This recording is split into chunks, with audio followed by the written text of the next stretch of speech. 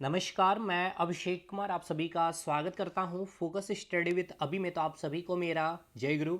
तो आप सभी को पता है, कल ही मैंने आपको जेपीएससी सीडीपीओ के लिए एक बहुत ही शानदार वे में एक स्ट्रैटेजी बतलाया, और इस बचे हुए समय में 35 दिन, जिसको हम लोग 30 दिन मान करके चल रहे हैं, कि कैसे इस पेपर को क्वालिफाई कर सकते हैं। क्योंकि देखिए, जिस प्रकार से एग्जामिनेशन डेट दिया गया है और जो स्टूडेंट्स तैयारी कर रहे थे, मतलब ये है सिंपल सा कि ये 30 दिन जो स्टूडेंट्स एक राइट अप्रोच, एक राइट स्ट्रेटजी, एक राइट गाइडेंस और एक राइट वे में कंटेंट को फॉलो करते हैं, तो आपका यहीं पे इस 30 दिन से ही पेपर क्वालिफाई होगा प्री का।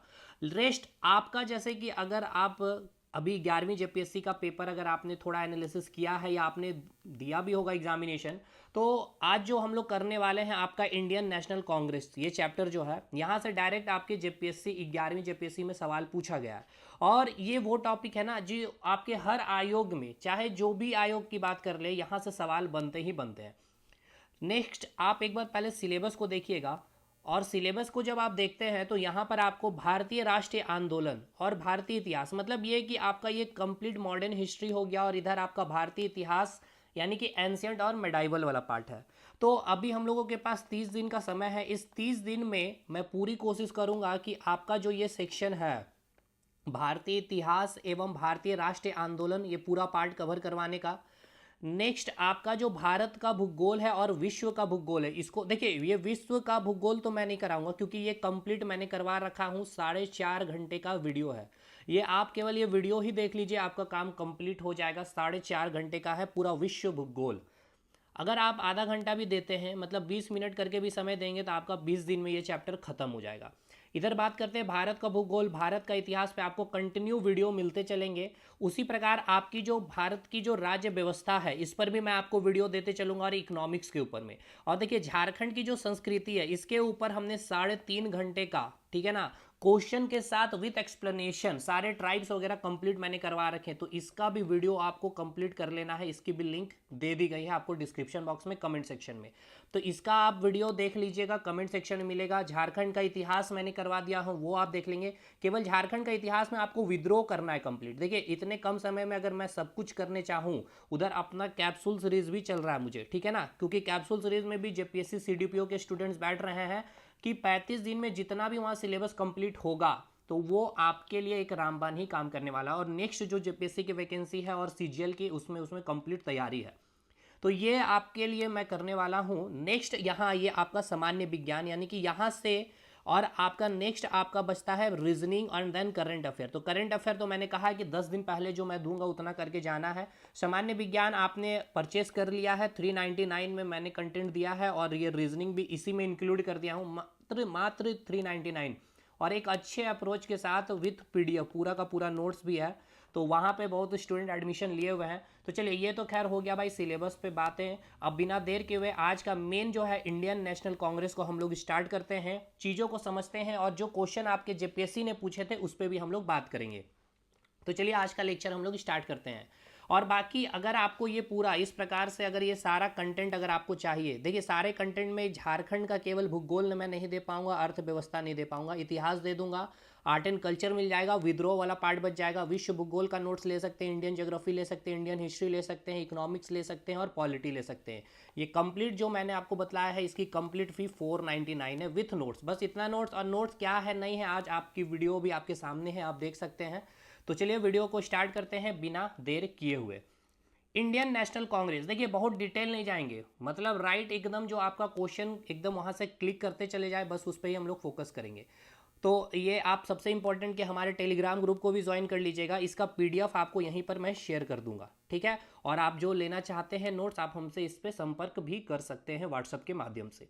तो इंडियन नेशनल कांग्रेस की जब हम बात करते हैं, तो इसकी स्टैब्लिशमेंट ईयर तो 1885 में किसके द्वारा, एओ ह्यूम के द्वारा किया गया था, जिसे आपको पूछा गया है एग्जाम में कि कांग्रेस का जनक किसे कहा जाता है, तो एओ ह्यूम को कहा जाता है।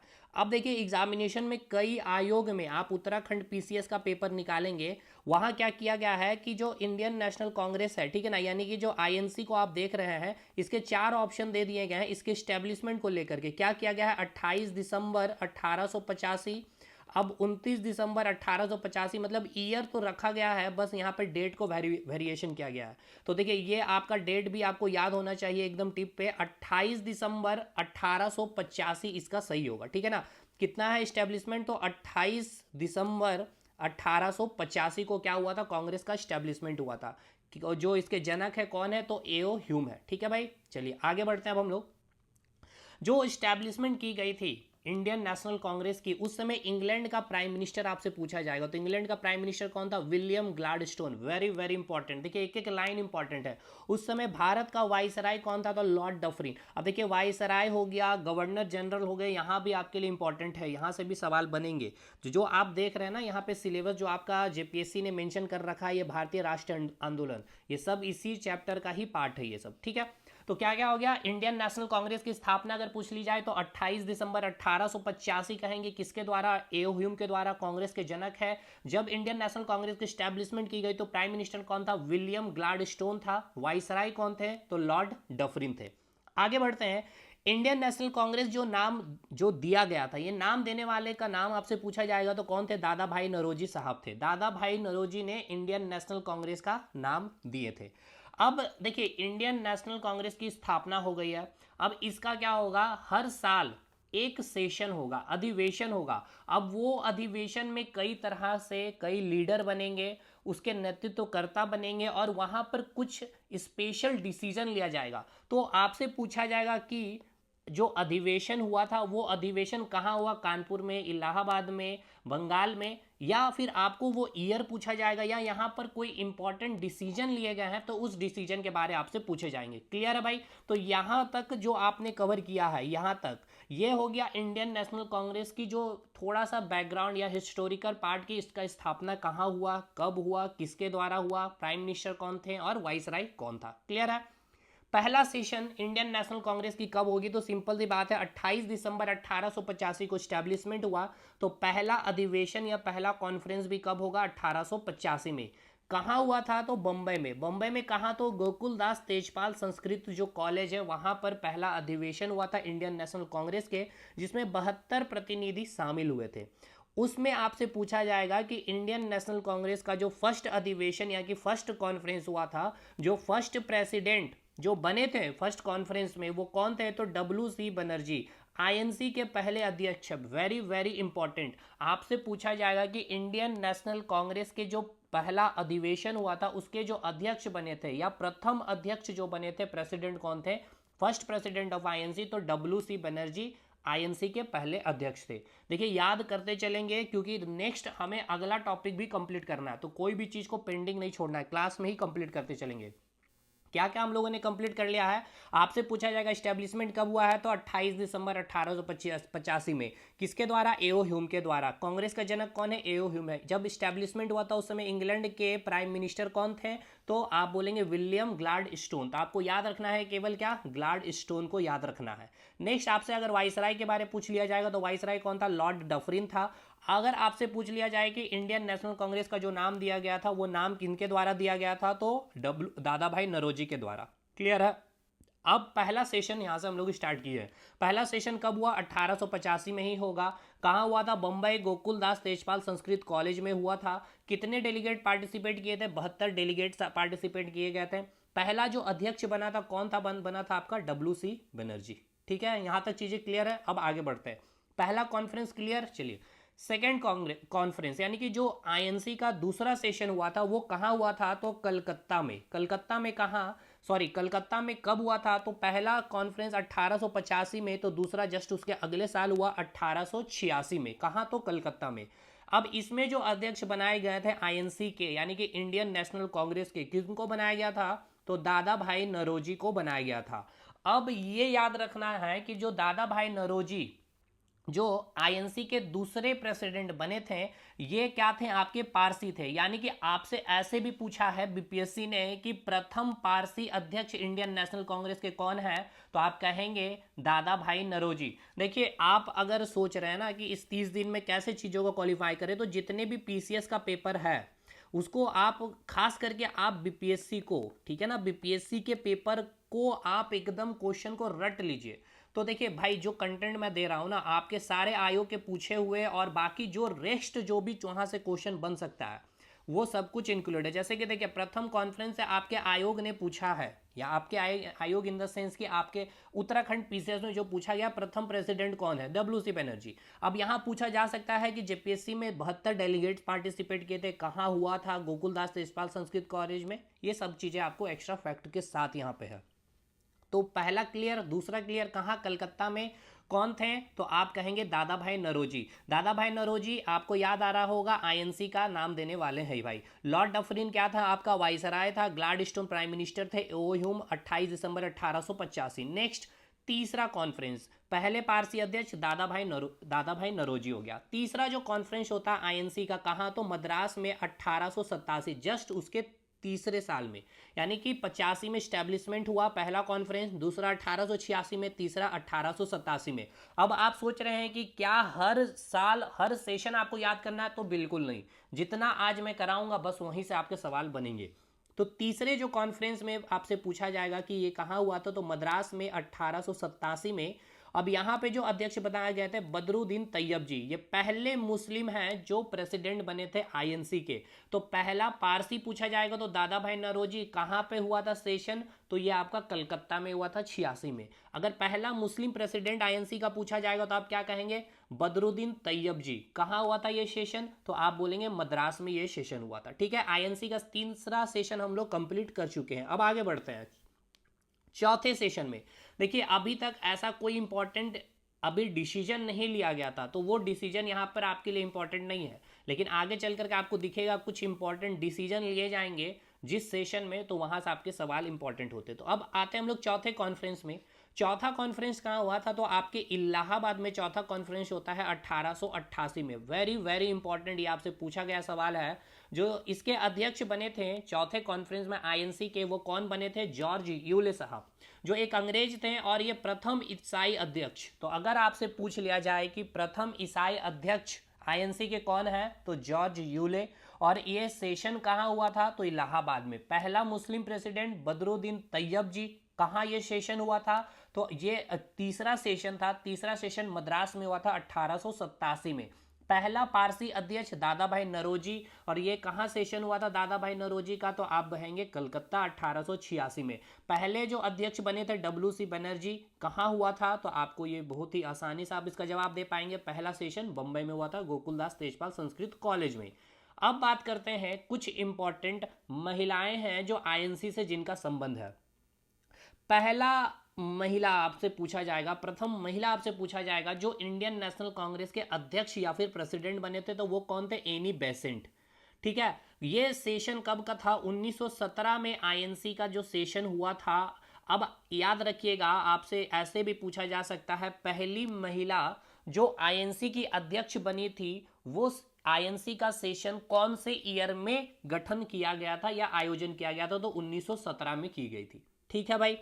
अब ये जो सेशन हुआ था कहाँ हुआ था, तो कलकत्ता में हुआ था। Very very important. तो कलकत्ता से दो आपको इंपॉर्टेंट याद रखना है कि इंडियन नेशनल कांग्रेस का कलकत्ता में जो दूसरा अधिवेशन हुआ था, सॉरी, जो तीसरा अधिवेशन जो हुआ था, जहां पे आपके अध्यक्ष बने थे दादा भाई नरोजी साहब। ठीक है, कौन बने थे, दादा भाई नरोजी। दूसरा कॉन्फ्रेंस था कलकत्ता में, और ये पहले क्या थे, पारसी अध्यक्ष थे 1886 में। अब आइए, अब आपसे अगर पूछा जाएगा कि कलकत्ता में, आपको यह भी याद रखना है कि 1917 में आईएनसी का जो सेशन हुआ था, जिसमें पहली महिला अध्यक्ष बनी थी, जो कौन थी, एनी बेसेंट थी। कहाँ की महिला थी, तो आयरलैंड की ये लेडीज थी। ठीक है, अब आइए, ये पहली महिला हो गई, लेकिन वो पहली महिला जो भारतीय बनी आईएनसी की, यानी कि फर्स्ट भारतीय महिला अध्यक्ष, यानी कि महिला अध्यक्ष बन रही है इंडियन नेशनल कांग्रेस की, लेकिन वो भारतीय है। ये तो एनी बेसेंट आयरलैंड की थी, तो वो कौन थी, सरोजिनी नायडू। और ये कौन सा सेशन था, 1925 का सेशन था, जो आपके कानपुर में आयोजित किया गया था।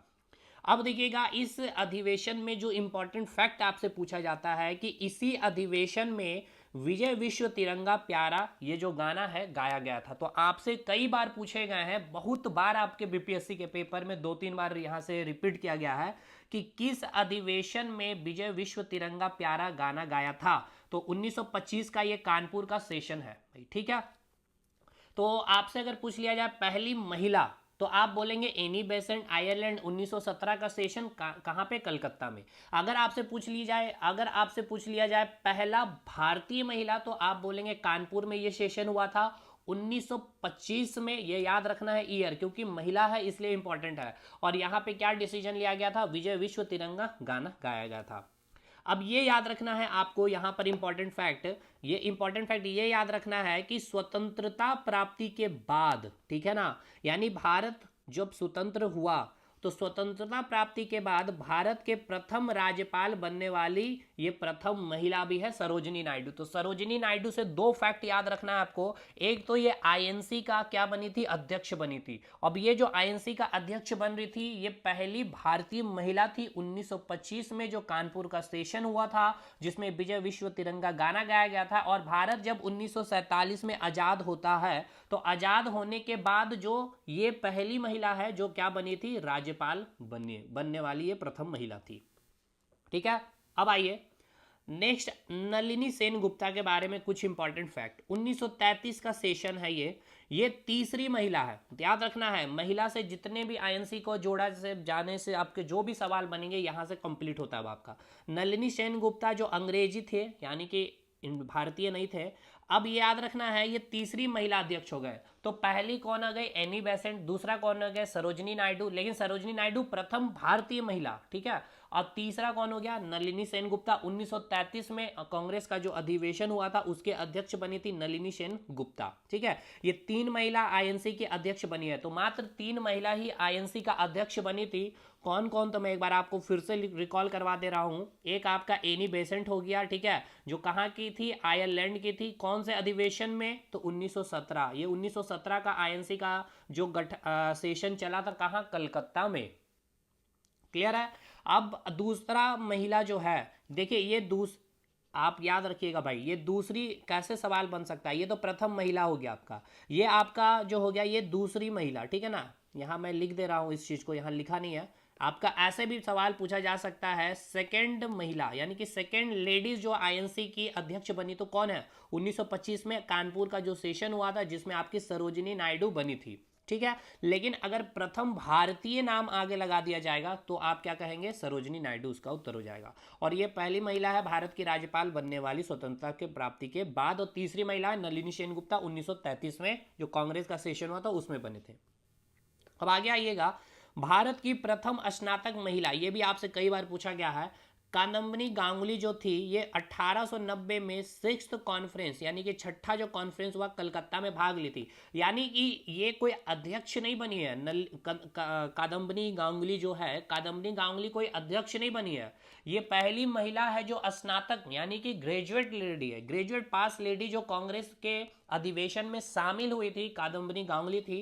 ये कॉन्फ्रेंस कहाँ हुआ था, कलकत्ता में। कौन सा कॉन्फ्रेंस था, तो छठा कॉन्फ्रेंस था 1890 में। ठीक है, यहां तक चीजें क्लियर है। आगे बढ़ते हैं, आईएनसी के कलकत्ता अधिवेशन यानी कि 1911 में, ठीक है, याद रखना है 1911 में कलकत्ता में अधिवेशन हुआ था आईएनसी का, जिसके अध्यक्ष बनाए गए थे विश्व नारायण दत्त। और इसी अधिवेशन में जनगण, देखिए सवाल यहां से कैसे कैसे पूछे गए थे। आपसे पहला सवाल यह पूछा गया था कि जो जनमन गाना गाया गया था सबसे पहले कौन से कांग्रेस के अधिवेशन में, तो ये कौन सा कांग्रेस का अधिवेशन था, कलकत्ता का अधिवेशन था। कब हुआ था, 1911 में। जनगण मन जब आईएनसी के सेशन में गाया गया था उस समय आईएनसी के अध्यक्ष कौन थे, विश्व नारायण दत्त थे। ये सारे के सारे आपके सवाल हैं। अब आगे बढ़ते हैं, नेक्स्ट आईएनसी का 1896 में जो कलकत्ता में अधिवेशन हुआ था, इसमें जो अध्यक्ष बने थे रहीमतुल्ला, ये भी आपके मुस्लिम है। पहले मुस्लिम कौन थे, बदरुद्दीन तैयब जी। जहां तीसरा सेशन था कांग्रेस का, वो कहां हुआ था, सेशन आपके मद्रास में हुआ था। लेकिन ये जो मुस्लिम जो अध्यक्ष बन रहे हैं ये दूसरे मुस्लिम अध्यक्ष है। ठीक है, ये कौन है, आपके रहीमतुल्ला साहब है। 1896 में कलकत्ता में ये अधिवेशन हुआ था। और इस कलकत्ता के अधिवेशन में एक सबसे इंपॉर्टेंट याद रखना है बात कि वंदे मातरम जो आपका गाना है, ये गाना वंदे मातरम जो आपका जो सॉन्ग है ये गाया गया था। ठीक है भाई, जन गण मन क्या है, राष्ट्रगान हो गया और ये राष्ट्रीय गीत हो गया आपके। क्लियर है भाई। तो आपसे यहाँ पे आप क्या सवाल पूछा जाएगा कि जो वंदे मातरम जो गाना गाया गया था कांग्रेस के किस अधिवेशन में, तो आप क्या कहेंगे, कांग्रेस का यह कौन सा अधिवेशन था, कलकत्ता का अधिवेशन था। इसमें अध्यक्ष कौन थे, तो रहीमतुल्ला साहब एक मुस्लिम थे। अब वेरी वेरी इंपॉर्टेंट 1905 का वेरी वेरी इंपॉर्टेंट कह रहे हैं ये 1905 में 21वां सेशन, ये आपके एग्जाम में पूछा है 21वां सेशन भी, इसलिए यहाँ मेंशन मिल रहा है आपको। 21वां जो सेशन हुआ था, याद रखना 21वें सेशन 1905 में आयोजित किया गया था इंडियन नेशनल कांग्रेस के द्वारा बनारस में, जिसके अध्यक्ष थे गोपाल कृष्ण गोखले। कौन थे अध्यक्ष? गोपाल कृष्ण गोखले। और बंगाल विभाजन का जो निंदा प्रस्ताव लाया गया था, वेरी वेरी वेरी इंपॉर्टेंट, पूछा जाएगा आपसे सवाल कि बंगाल विभाजन का जो निंदा प्रस्ताव लाया गया था कौन से सेशन में, तो 21वां सेशन था इंडियन नेशनल कांग्रेस का बनारस में, और इसके अध्यक्ष कौन थे? गोपाल कृष्ण गोखले साहब थे। ठीक है, नेक्स्ट अब आगे बढ़ते हैं हम लोग। 1906 में 22वां कॉन्फ्रेंस हुआ था, 22वां सेशन 1906 में आयोजित किया गया था कलकत्ता में। इसके अध्यक्ष थे दादा भाई नौरोजी। देखिए दादा भाई नौरोजी एक बार आपके दूसरा सेशन जो हुआ आपका, यहाँ पे आप देख सकते हैं दूसरा सेशन, ये बड़े इंपॉर्टेंट चैप्टर है और इसको याद करना थोड़ा सा टिपिकल है। आप देख सकते हैं कलकत्ता का जो दूसरा अधिवेशन हुआ है, यहाँ पे दादा भाई नौरोजी बने पहले पारसी अध्यक्ष है। ठीक है, याद रखना अब ये दादा भाई नौरोजी दूसरे बार बन रहे हैं अध्यक्ष, इसीलिए आपके लिए इंपॉर्टेंट है।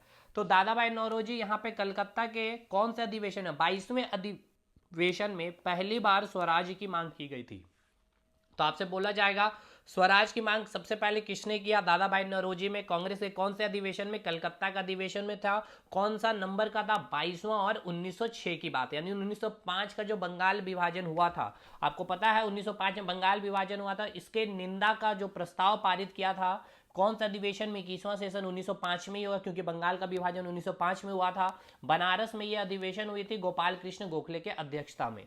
नेक्स्ट 1907 में जो 23वां कॉन्फ्रेंस हुआ, ये कहाँ हुआ? सूरत। अध्यक्ष कौन है? रास Bihari Bose. Very very important, रास बिहारी बोस। और इस समय कांग्रेस का विभाजन गरम दल और नरम दल में, यानी कि दो पार्ट में कांग्रेस बट गए थे, एक गरम दल और एक नरम दल। गरम दल कहने का मतलब यह है कि इसमें वो नेता थे जो सीधा आपके साथ विद्रोह, अंग्रेजों के साथ, अगर आप बात नहीं माने अंग्रेज तो हम आपके साथ सीधा विद्रोह करने वाले। नरम दल में आप वैसे नेता थे जो अंग्रेजों से आप कोई बात मनवानी होती थी और अगर नहीं मानते थे तो उनको बार बार वो लेटर लिखते थे, मीटिंग करते थे, इस प्रकार से वो अपनी बात मनाने की कोशिश करते। तो ये गरम दल और नरम दल का कंसेप्ट है। और ये गरम दल और नरम दल में कांग्रेस कब विभाजित हुआ था? 23वां सेशन था 1907 में, सूरत में अधिवेशन हुआ था, जिसकी अध्यक्षता रास बिहारी बोस कर रहे थे। ठीक है, आगे बढ़ते हैं।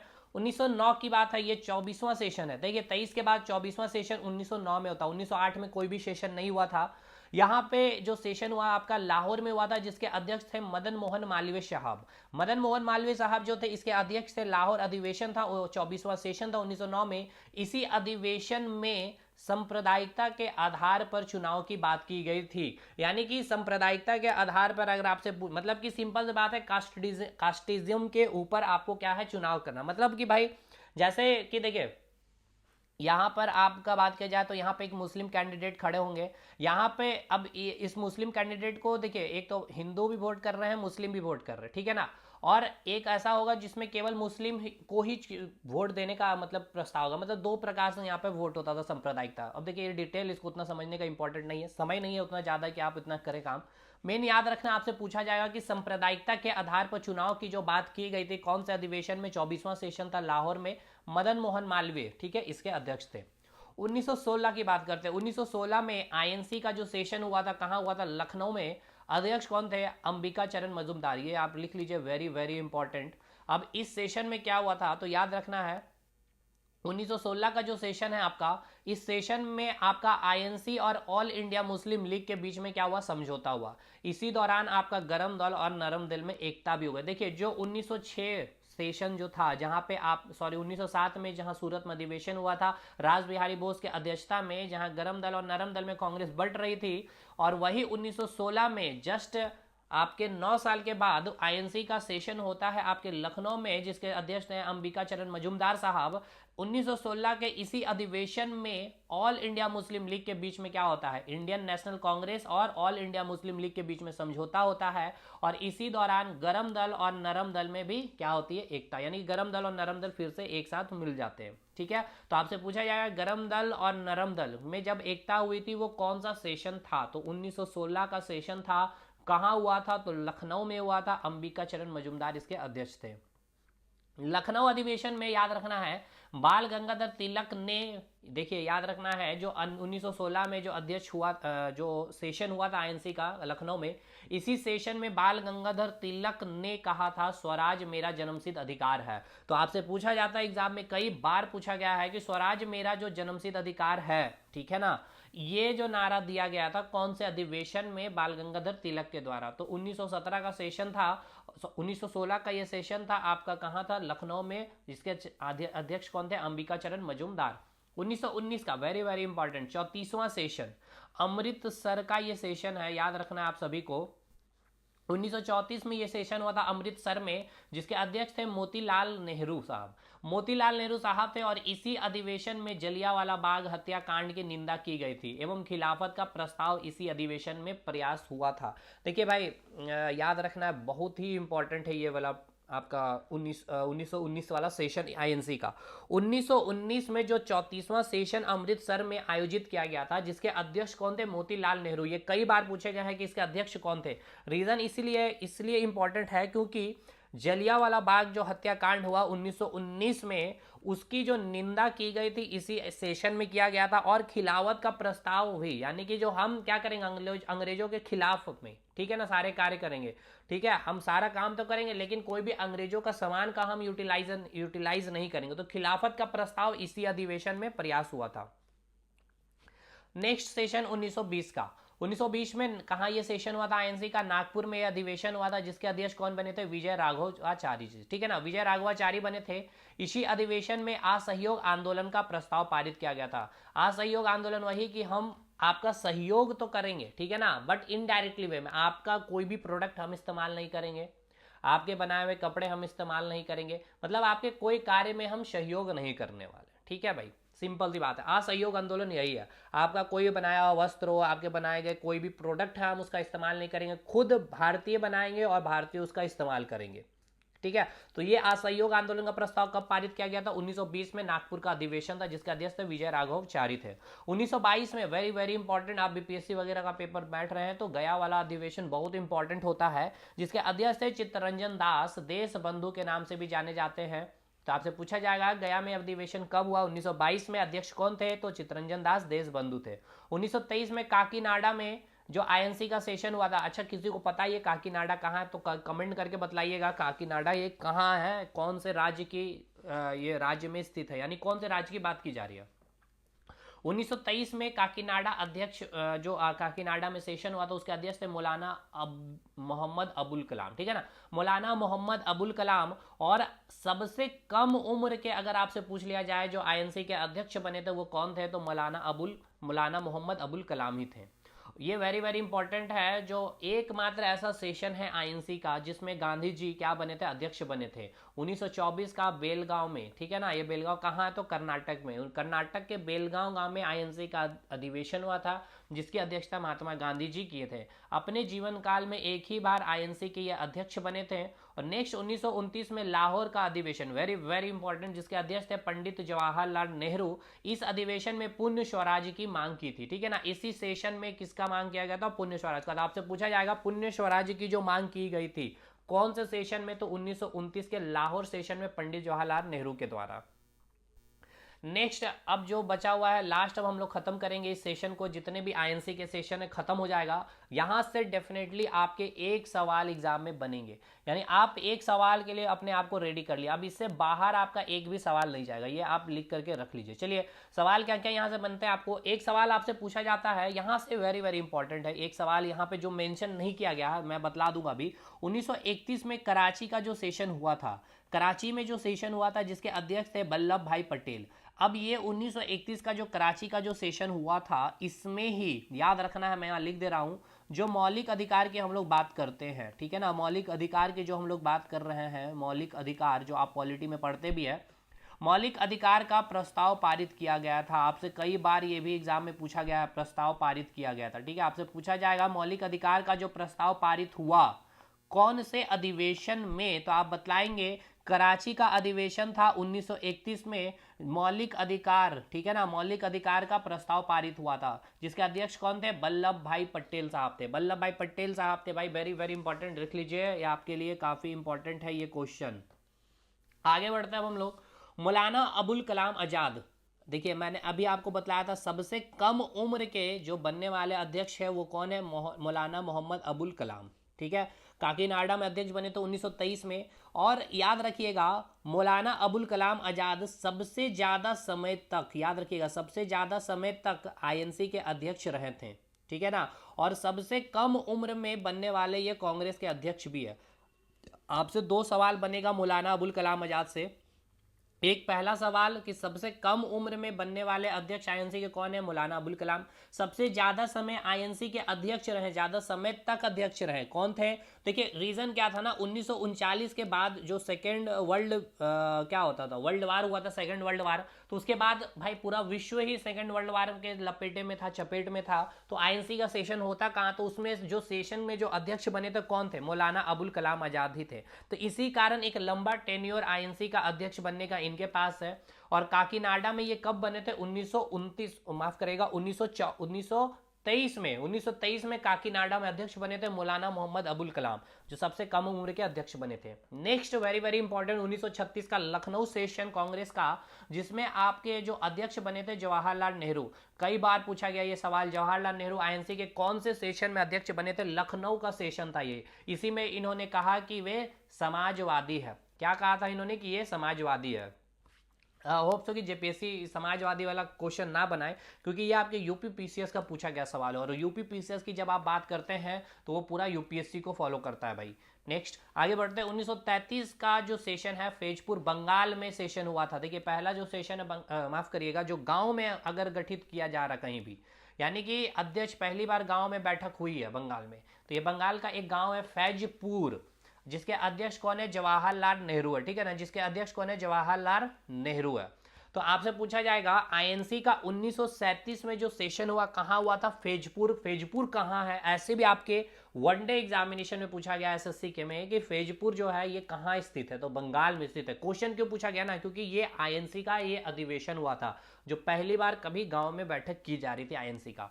1938 में ये भी आपका सवाल पूछा गया, हरिपुरा कहाँ स्थित है, तो गुजरात में। तो क्योंकि हरिपुरा इंपॉर्टेंट है क्योंकि आईएनसी का सेशन हुआ, तो 1938 हरिपुरा जो गुजरात में स्थित है, आईएनसी का अध्यक्ष सेशन हुआ था, अधिवेशन हुआ था, जिसके अध्यक्ष कौन थे, सुभाष चंद्र बोस।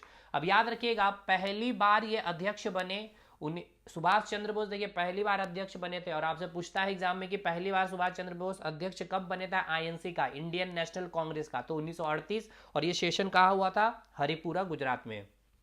1939 का जो त्रिपुरी जो मध्य प्रदेश में स्थित है, इसकी अध्यक्षता किए थे सुभाष चंद्र बोस। देखिए अब सुभाष चंद्र बोस अध्यक्षता तो किए, लेकिन बीच में ही चंद्र बोस ने इसका रिजाइन कर दिया था, और फिर डॉक्टर राजेंद्र प्रसाद को अध्यक्ष बनाया गया था। तो आपसे ये भी पूछा गया सवाल है कि डॉक्टर राजेंद्र प्रसाद जो आईएनसी का सेशन में जो अध्यक्ष बने थे कब, तो 1939 का त्रिपुरी में। किसके रिजाइन देने के बाद डॉक्टर राजेंद्र प्रसाद बने हैं, ऐसे भी सवाल पूछे गए आपसे, तो सुभाष चंद्र बोस कहेंगे। 1940 में रामगढ़ का अधिवेशन, ये आपके जेपीएससी के लिए इंपॉर्टेंट है, और ये पूछा भी है जेपीएससी आपके एग्जाम में कि जो 1940 में रामगढ़ में जो हजारीबाग का जो अधिवेशन था, रामगढ़ हजारीबाग डिस्ट्रिक्ट में आ रहा, जो 1940 की बात है ये, अध्यक्ष कौन है, तो मौलाना अबुल कलाम आजाद है। कहाँ है, तो मौलाना अबुल कलाम आजाद इसका अध्यक्षता किए थे। कहाँ हुआ था ये आपका अधिवेशन, झारखंड में। तो झारखंड में आप कहेंगे रामगढ़ हजारीबाग। क्लियर है। स्वतंत्र भारत के समय, यानी कि भारत जब आजाद हुआ 1947 में, कांग्रेस के अध्यक्ष कौन थे, जेबी कृपलानी थे। बाल गंगाधर तिलक याद रखिएगा कभी भी आईएनसी के अध्यक्ष नहीं बने। आईएनसी में वो शामिल हुए थे, स्वराज मेरा जन्मसिद्ध अधिकार है नारा दिया, लेकिन ये कभी अध्यक्ष नहीं बने थे। ठीक है, नेक्स्ट याद रखना है, अभी ये लास्ट हम लोग खत्म कर रहे हैं। 1931 में कराची का जो अधिवेशन हुआ था, ठीक है ना भाई, कराची का जो अधिवेशन हुआ था उसके अध्यक्ष कौन बने थे, सरदार वल्लभ भाई पटेल बने थे। इस अधिवेशन में गांधी इरविन पैक्ट को स्वीकार कर लिया गया था। तो कई बार पूछा जाएगा आपसे कि गांधी इरविन पैक्ट को स्वीकार किया गया था किस अधिवेशन में, कराची अधिवेशन में। नेक्स्ट, इसी समय गांधी जी ने कहा था कि गांधी मर सकते हैं परंतु गांधीवाद नहीं। याद रखिएगा ये जो नारा या फिर ये स्टेटमेंट जो गांधी जी ने दिया था, गांधी मर सकते हैं, गांधी जी मर तो गए हैं, लेकिन गांधीवाद जो आपकी जो विचारधारा है वो कभी नहीं मरेगी। तो ये आपका कराची अधिवेशन कांग्रेस का जो हुआ था, सरदार वल्लभ भाई पटेल अध्यक्ष थे, उसी समय कहा गया था। 1930 खत्म हो रहा। अब 1930 लाहौर अधिवेशन में 26 जनवरी को स्वतंत्रता दिवस के रूप में मनाने की घोषणा की गई थी। तो 26 जनवरी को जो स्वतंत्रता दिवस मनाने की घोषणा हुई थी, कब हुई थी, 1930 के लाहौर अधिवेशन में। ठीक है भाई। तो अब यहाँ से कुछ चीज़ें इंपॉर्टेंट है। अब देखिए हालांकि सारा इंपॉर्टेंट चीज़ मैंने करवा दिया है। अब ये याद रखिएगा प्रथम महिला अध्यक्ष। देखिए प्रथम महिला के बारे में मैंने आपको बतलाया है। प्रथम महिला आपको मैंने बतलाया कौन था, एनी बेसेंट थी। कौन थी पहली महिला, महिला कौन थी, तो आपको याद है पहली महिला, प्रथम महिला। दूसरी महिला कौन थी, सरोजनी नायडू। लेकिन प्रथम भारतीय महिला सरोजनी नायडू, ये पहली महिला एनी बेसेंट 1917 में, ये 1925 में हो गया आपका। तीसरी महिला कौन थी, नलिनी सेन गुप्ता। ठीक है, चलिए आगे बढ़िए। 1914 और 1918 में पहला वर्ल्ड वार हुआ था, और 1941 से 1945 में जो दूसरा वर्ल्ड वार हुआ था, कांग्रेस का कोई भी अधिवेशन नहीं हुआ था। और इसी समय जो आपके मौलाना अबुल कलाम आजाद थे, ठीक है, जो आपके अध्यक्ष बने थे, तो कोई भी अधिवेशन नहीं हुआ था, इसलिए वही क्या हुआ, अध्यक्ष रह गए। भाई ये सिंपल सी बात है, आप लीडर क्लास के बने, ठीक है। 5 साल तक क्लास हुआ ही नहीं, 5 साल यानी 5 दिन लेके चलते, 5 दिन क्लास हुआ ही नहीं। और 5, अब क्या था कि आप जब लीडर बने तो 2 दिन के बाद क्या होता था, आपका सेकंड लीडर नए चुने जाते थे। अब 2 दिन के बाद क्या, 5 दिन क्लास ही नहीं हुआ, तो 5 दिन आपके लिस्ट में जोड़ा गया कि 5 दिन अभी लीडर कौन है, आप ही रहे। उसी प्रकार इसीलिए लंबे समय तक आईएनसी का अध्यक्ष मौलाना अबुल कलाम आजाद कहे जाते हैं। डब्ल्यू.सी. बनर्जी कांग्रेस में 2 बार अध्यक्ष बने थे, एक तो 85 में और एक 92 में।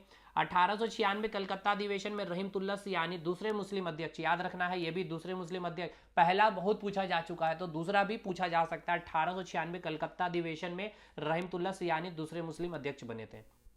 तो भाई देखिए ये आपका पूरा कंप्लीट है इंडियन नेशनल कांग्रेस। इससे बाहर आपको एक सिंगल लाइन ना तो वो पढ़ने की जरूरत है और ना कुछ करना है। बाकी आप अगर देख लीजिए, अगर ये सारा चीज अगर आपको कंप्लीट करना है, आपके पास नोट्स अगर आप लेना चाहते हैं तो ये आप नोट्स देख लिए किस प्रकार का नोट्स है हमारे पास, मतलब शानदार वे में है, आप पूरा का पूरा ये पार्ट कंप्लीट कर सकते हैं। लेकिन एक बात याद रखिएगा, अभी जो 35 दिन का समय है, कल जो वाली स्ट्रेटजी वीडियो सबसे पहले इंपॉर्टेंट आप देखिए। तो सबसे पहले टारगेट क्या करना है, ये वाला पार्ट को आपको कंप्लीट करना है, यानी ये वाला पार्ट और ये वाला पार्ट। देखिए ये वाला पार्ट और ये वो पार्ट है ना, यानी कि साइंस और रीजनिंग। यहाँ पे आपका एक अच्छा स्कोरिंग पार्ट है, अच्छा स्कोर कर पाएंगे, समझ रहे 100 अंक। और बाकी करंट अफेयर आप तो करेंगे ही, 20 दिन बचे हुए हैं, बाकी मैं 10वां दिन जो बचेगा उस 10 दिन में मैं अपना करंट अफेयर करूंगा। देखे होंगे आपने जेपीएससी प्री में 11वीं जेपीएससी में डायरेक्ट करंट अफेयर के क्वेश्चन लड़ाए थे भाई, तो वो काम है। तो ये जो सेक्शन है सेकंड पेपर में अच्छा स्कोर करना है, यानी कि हमें पेपर क्वालिफाई करना है। रेस्ट इधर आपका काम पूरा खत्म है, इधर खत्म है। ये विश्व भूगोल देख लीजिए वीडियो मेरा, नहीं देखना है तो नोट्स ले लीजिएगा, वो भी काम खत्म हो जाएगा। 4.5 घंटे का ये वीडियो है। नेक्स्ट देखिए यहाँ पर आपका एंशिएंट भी मैंने वीडियो डाल रखा है 8 घंटे का, खत्म कर लीजिए। झारखंड का इतिहास आपका 8 घंटे में खत्म हो जाएगा। ये संस्कृति झारखंड की ये 3.5 घंटा में आपका खत्म। ये सब कुछ वीडियो का लिंक है दिया हुआ। बाकी अगर आप नोट्स लेना चाहते हैं तो ये नोट्स यहाँ पे मिल जाएगा, इस नंबर पे संपर्क कर सकते हैं। इसका पीडीएफ आपको इस टेलीग्राम ग्रुप में डाल दिया जाएगा। ठीक है भाई, चलिए आज की क्लास को यहाँ पे एंड करते हैं, मिलते हैं अगले वीडियो में, तब तक के